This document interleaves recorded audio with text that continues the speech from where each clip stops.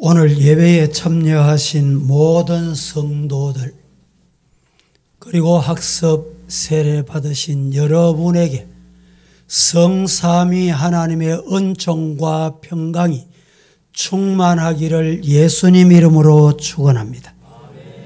앞으로 신앙생활을 통해서 몸된 교회에 보아스와 야긴같이 귀하게 쓰임받는 신실한 종들이 다 되시기를 예수님 이름으로 축복합니다. 오늘은 성례주일로 지키기도 하고 종려주일이기도 합니다. 예수님께서 천상의 영광스러움을 뒤로 남겨두시고 인류 구속 사업을 이루시기 위하여 유대 땅 베들레헴 말구유에 탄생하신 이후부터 성천하시기까지 33년의 생애 전체가 고난의 연속이었지만 십자가의 고난을 다시 생각하지 않을 수가 없는 주일을 맞이했습니다. 그래서 오늘은 예수님의 십자가상의 고난에 대하여 함께 생각하려고 합니다. 첫째로, 예수님의 십자가의 고난은 어떤 고난이었겠습니까? 예수님의 고난 중에 십자가상의 육체적인 고난을 빼놓을 수가 없습니다.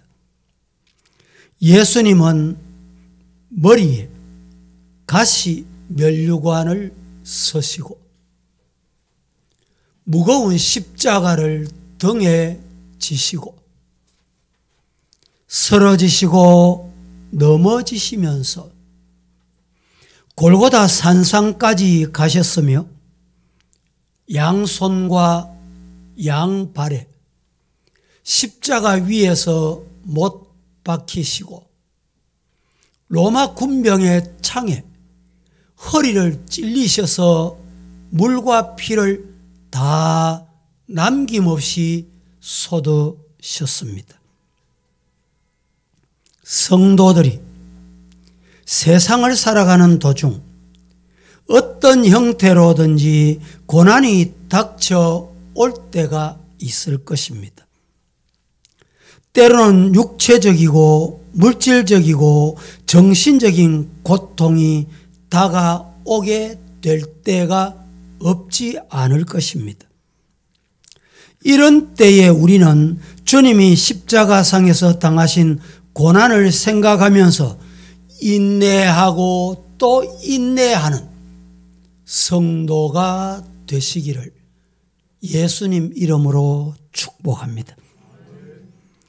예수님의 십자가상의 고통은 나의 죄를 대신하기 위해서였다고 생각한다면 내가 당하는 고통은 병상의 고통이든 물질적인 고통이든 가정의 고통이든 그 어떤 고통이라도 감사하며 이길 수 있는 힘을 달라고 기도하며 승리할 수 있는 성도, 고난을 잘 통과하는 성도 되시기를 예수님 이름으로 축복합니다.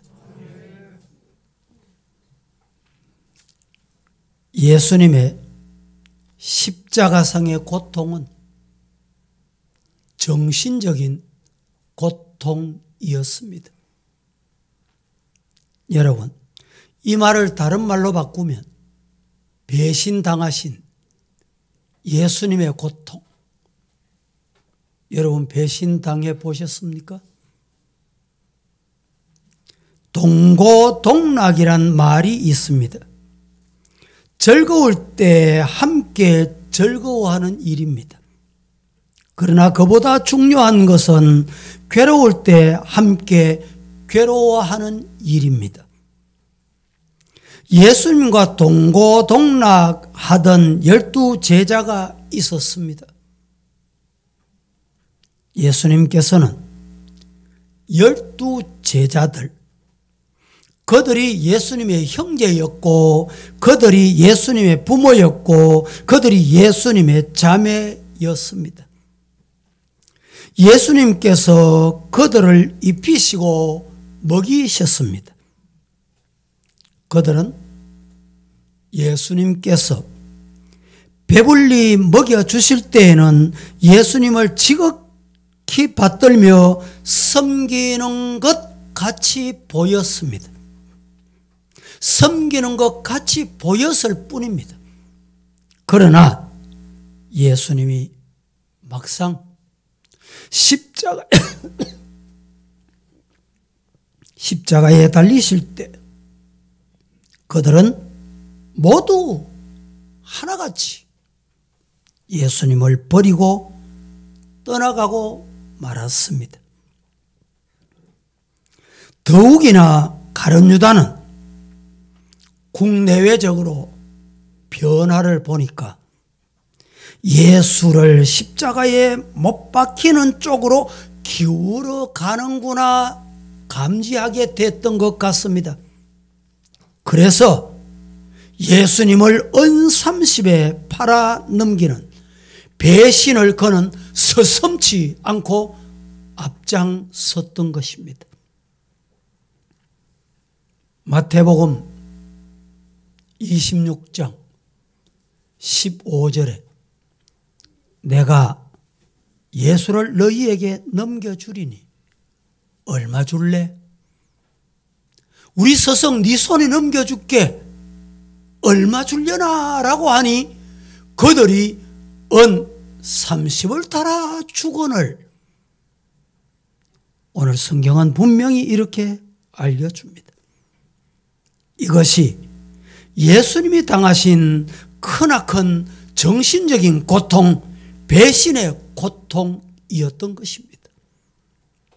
또 하나, 예수님의 십자가의 고통은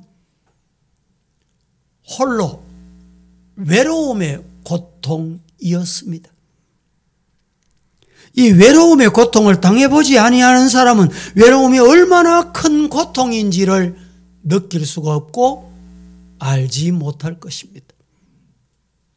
하나님이 말씀으로 천지 만물을 창조하셨습니다. 그리고 마지막 날에 여러분 아담을 만드셨습니다. 그런데 아담 혼자 독처하는 것을 보시고 독처하는 것이 좋지 못하니 외로운 것은 좋지 못한 것입니다. 홍수에 마실 물이 없듯이 여러분 곁에 사람이 많습니까? 그런데 진정 나와 마음을 나눌 만한 이런 사람이 없습니까? 그 사람은 외로움 속에서 살아갈 수밖에 없습니다. 여러분, 혹 신앙생활을 하면서도 외롭다. 나는 왜 혼자인고? 이런 분 계십니까? 나를 위해서 십자가 지시고 내가 당해야 될 외로움을 대신 당하신 예수님 만나시기를 주님 이름으로 축복합니다. 나는 포도나무여 너희는 가지다. 예수님께 붙어 있기만 하면 외로움이 떠나게 돼요.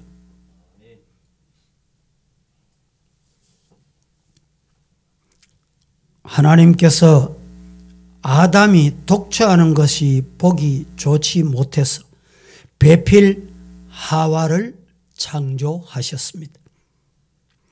마태복음 19장 5절 말씀에 이렇게 말합니다. 말씀하시기를 그러므로 사람이 그 부모를 떠나서 아내에게 합하여 그 둘이 한 몸이 될지니라 하신 것을 읽지 못하였느냐. 둘이 한 몸. 여러분, 부모를 떠난다고 하는 의미는 육신도 부모를 떠나야 하지만 그 마음까지도 부모에게서 멀어지고 한 번도 보지 못했던 아내로 영접한 그 사람, 남편으로 영접한 그 사람, 그 사람의 마음이 더 가까워져야 된다 이 말입니다. 이것이 하나님이 만드신 신비스러운 역사이기도 합니다. 사람이 세상을 살면서 즐거울 때 혼자 즐거울 수도 있습니다. 즐거운 일이 생기면 입이 가만히 있지 못해. 몸도 가만히 있지 못해. 왜? 자랑하고 싶어.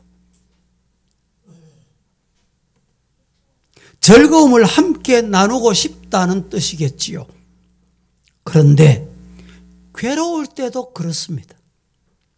사람이 괴로움을 당하면 괴로울 때 가까이 있는 사람과 함께 그 괴로움을 나누기를 바라는 것이 바로 우리 사람의 마음이기도 합니다.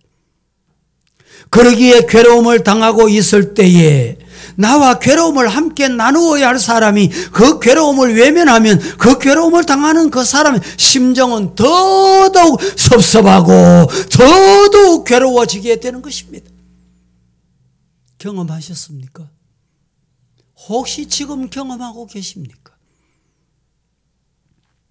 예수님은 십자가상에서 외로움의 고통을 혼자 당하셨습니다. 저 십자가 높이 달려 처절한 고통을 예수님이 혼자 외롭게 당하시고 계시고 있었던 것입니다. 왜 예수님이 이 외로움의 고통을 당하셨습니까? 이유가 뭡니까? 그 외로움, 그 고통은 바로 이 지구촌의 인류, 아니 오늘 이 자리에 저와 여러분이 당해야 할 고통을 예수님이 대신 당하신 것입니다. 또 하나, 예수님의 십자가상에서 고통은 아버지로부터 외면당하신 괴로움의 고통이었습니다. 마태복음 27장 45절, 오늘 본문의 제6시부터 온 땅이 어두움이 임하여 제9시까지 계속되더니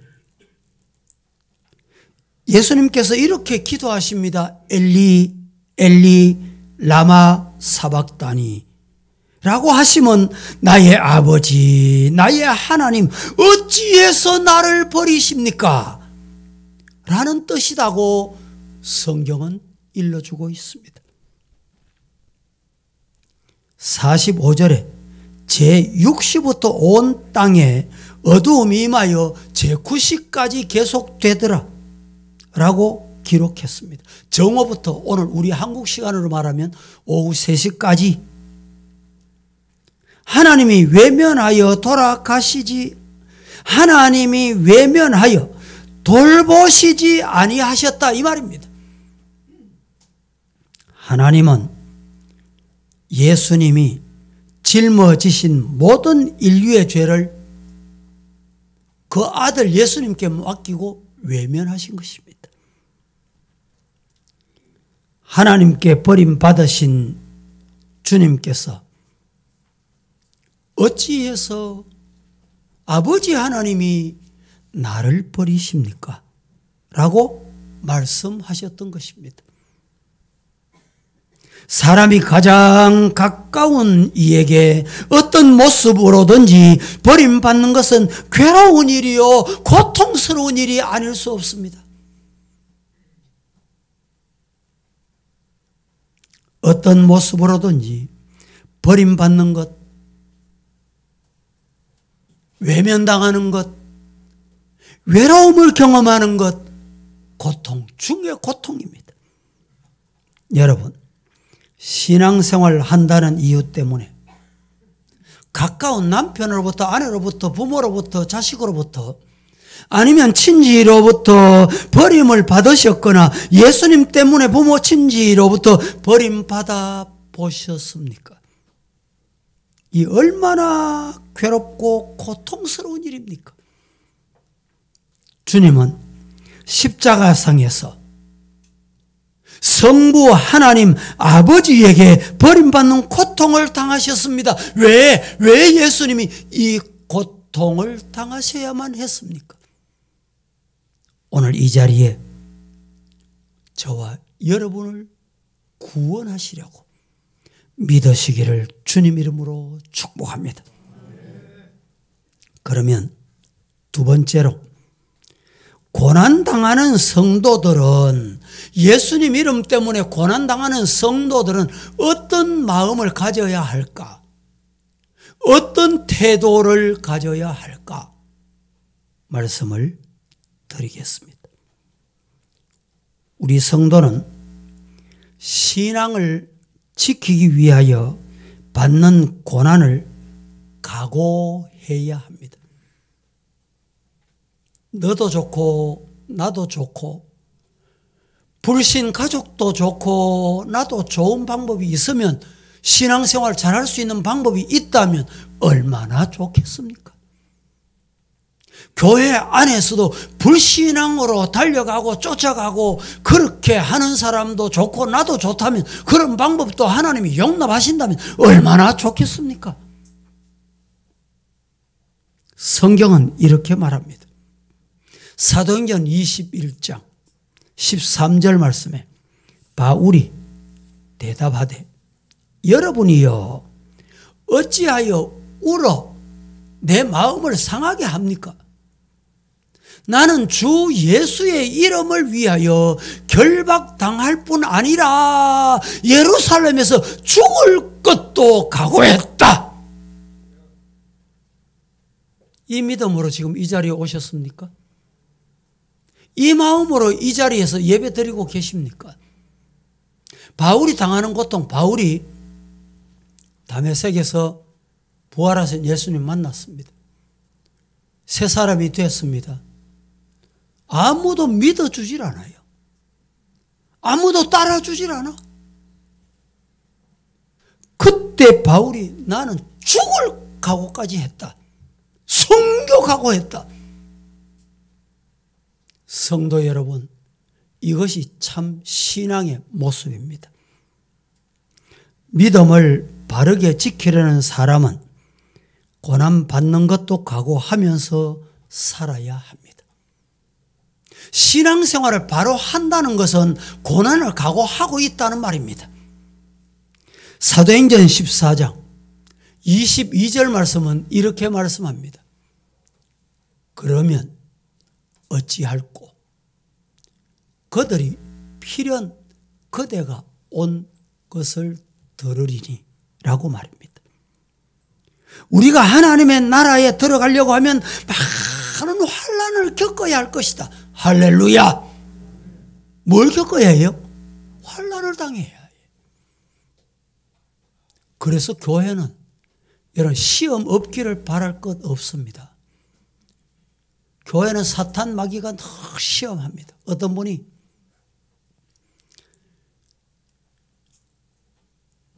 교회 하나 개척해야지, 교회 개척하면 그 옆에다가 마귀도 교회를 하나 개척한대.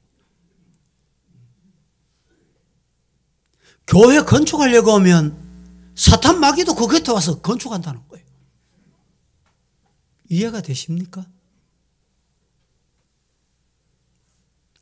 하나님의 나라에 들어가기까지는 많은 고난이 끊임없이 계속될 것 잊으면 안 됩니다. 그리고 믿음으로 살기로 작정하고 하나님의 교회를 위해 충성하기를 원한다면 각오하셔야 합니다. 누이 좋고 매부 좋고 그렇게 믿을 수 있다면 얼마나 좋을까요? 골로새서 1장 24절은 이렇게 말씀합니다. 나는 이제 너희를 위하여 받는 괴로움을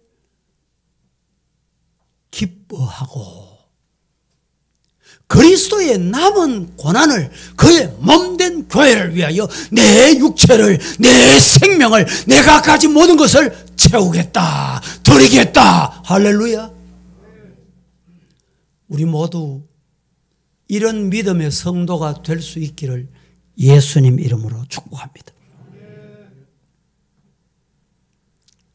우리 성도는 고난을 당할 때 여러분 그냥 고난당하고 끝나는 게 아닙니다. 고난이 왔다가 그냥 가면 고난의 흔적만 남는 게 아닙니다. 성경은 이렇게 말합니다.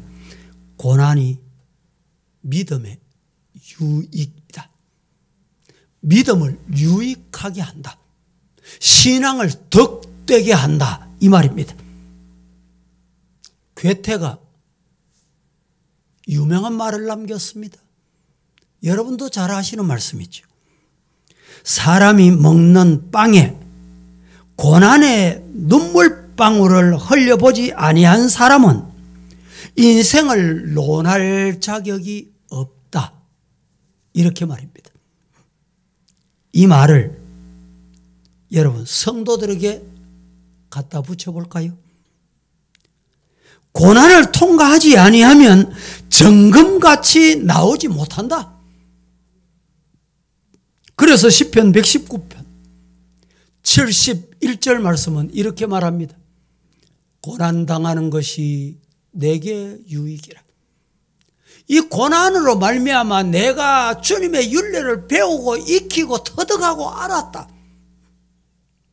여러분 혹 고난 중에 계신 성도가 계십니까? 고난으로 말미암아 내게 유익하다. 유익하게 한다. 어떻게? 하나님의 말씀을 가까이 하는 거예요. 말씀을 읽게 하는 거예요. 말씀을 듣게 하는 거예요. 말씀을 그리워하는 거예요. 할렐루야. 시편 119편 67절은 이렇게 말씀합니다. 시작.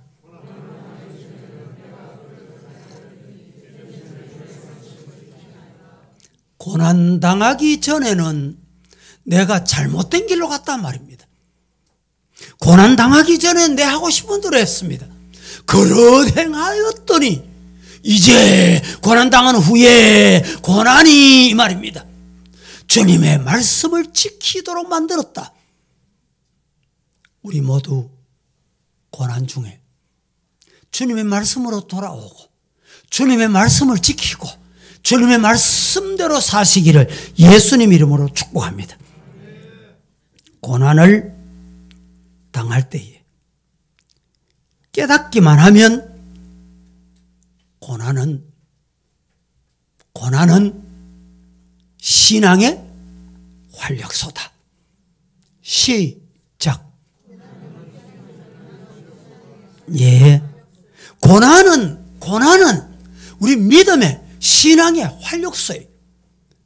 고난이 없으면 미지근하고 기도도 하는 듯 마는 듯 예배도 드리는 듯 마는 듯 찬송도 하는 듯 마는 듯 입에 넣어놓고 그냥 찬송다가 되니 찬송이구나 기도다가 되니 기도이구나 그러던 사람이 찬송이 어찌 그리 좋고 말씀이 어찌 그리 좋은지요. 기도가 하고 싶어지는 거예요.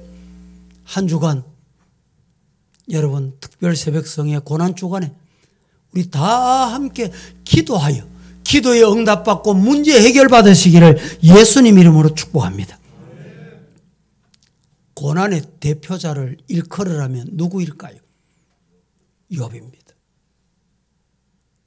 욥이 유명한 말을 남깁니다. 욥기 제42장 5절 말씀에 욥이 이렇게 말합니다. 다 같이 시작.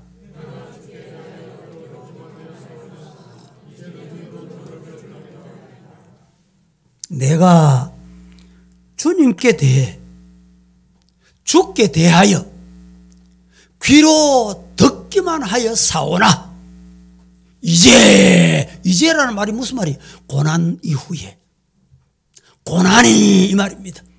듣기만 하던 주님이 눈으로 봤다 눈으로 만났다 내 눈으로 봤다는 말이에요. 100번 듣는 것보다 내가 직접 한번 보는 것이 낫다. 백문이 불여일견. 여러분 고난이 옵니까? 고난이 있습니까? 고난 중이십니까? 듣기만 하던 주님을 눈으로 만나고 마음으로 모셔드리는 성도가 되기를 예수님 이름으로 축복합니다. 또 하나, 고난당할 때 우리가 해야 될 일이 있습니다. 고난이 올 때 중요한 자세 하나가 필요합니다. 무슨 자세냐? 사람을 보고 물질을 보고 환경을 보던 사람이, 성도가 주님을 바라보시기를 축복합니다.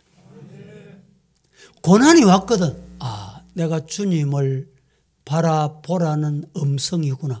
그렇게 깨달으시면 돼요. 그렇게 방향 전환하시면 됩니다. 가던 길에서 유턴하시면 돼. 어디로? 주님께로. 말씀으로, 기도의 장소로 유턴하시면 돼요.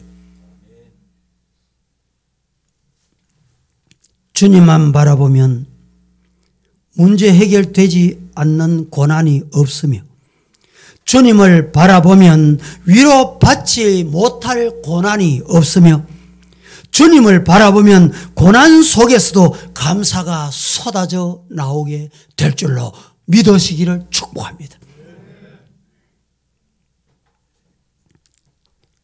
주를 위한 고난은 우리에게 영광스러운 상급으로 돌아오게 될 것입니다.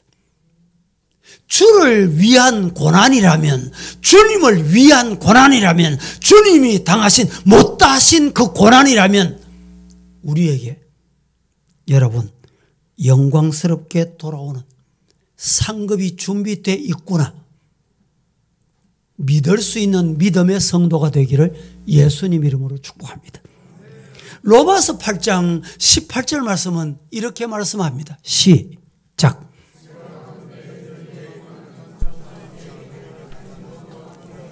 그렇습니다. 그렇습니다. 그렇습니다. 내가 생각해 보니 현재의 고난은, 지금 당하고 있는 고난은, 내가 겪고 있는 고난은 장차 먼 훗날 주님이 이 땅에 오실 때 우리에게 나타날 영광과 비교할 수가 없어. 비교도 안 돼. 말씀을 맺겠습니다. 고난 주간에 예수님께서 십자가상에서 당하신 고난을 생각하고, 그리고 우리 성도가 고난을 당할 때 어떤 태도를 가져야 할지에 대하여 말씀을 드렸습니다. 성도 여러분, 예수님 날 위해 고난 당하신 고난 주간입니다. 남은 평안히 누워 편히 쉬고 즐거워하며 잠만 잘 수 있겠습니까? 누가복음 22장 46절에 예수님께서 이렇게 말씀하셨습니다. 이러시되 어찌하여 자느냐? 시험에 들지 않게 일어나 기도하라. 잠자다가 영적인 잠에서 깨어나서 시험에 들지 말기를 예수님 이름으로 축복합니다. 하나님의 은혜로 살아가는 우리 서부의 사랑하는 성도들이요, 부족하지만 여러분의 목사로서 주님의 이름으로 간곡히 부탁을 드립니다. 우리 모두 일어나십시다. 영적으로 일어나십시다. 영적으로 깊은 잠에서 깨어나십시다. 우리의 가정이 일어나야 하고 우리 교회가 일어나야 합니다. 거기에 내가 중심에 있어야 합니다. 다른 사람 다 일어나는데 혼자 잠자고 있으면 어리석은 자여 어찌하여 졸고 있느냐 주님으로부터 책망받게 될지도 모릅니다. 세상을 향하여 열어놓았던 우리의 귀를 이제는 주님께로 방향 전환하십시다. 주님께로 귀를 기울이십시다. 주님의 세미한 음성에 관심을 가지십시다. 그리하여 잔잔하고 세미하게 들려오는 주님의 음성을 내 마음에 받고 하나님께서 주시는 영광스러운 면류관을 받아설 수 있는 믿음의 길을 잘 달려가는 저와 여러분, 여러분의 가족 다 되시기를 살아계신 예수님 이름으로 축복합니다. 거룩하신 하나님, 오늘 또 아버지의 은혜로 주님의 몸된 교회에 와서 말씀을 받았습니다. 예수님 십자가상의 고난은 많은 인류를 위하여, 아니 우리 죄인 나 자신을 위하여 당하신 고난이 오니 이 고난을 우리도 어떻게 이겨야 할지 말씀을 주셨으니 말씀을 받아 가슴에 새기고 세상에 내려갑니다. 승리하게 하옵소서. 예수님의 이름으로 기도합니다. 아멘.